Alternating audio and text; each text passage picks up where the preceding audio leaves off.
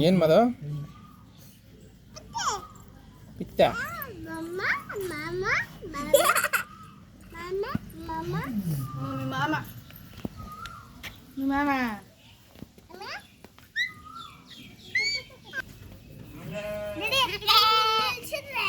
ಮಾ ಹೆಂಗಮ್ಮ ಕುರಿ ಕೂಗೋದ ಕುರಿ ಹೆಂಗೆ ಕೂಗೋದು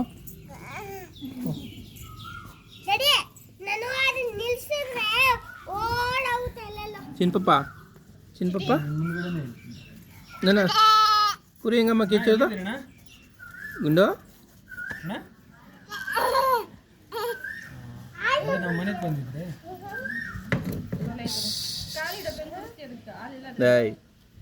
ಚಿನ್ನಿ ಹೆಂಗೆ ನಂಗೆ ಅದು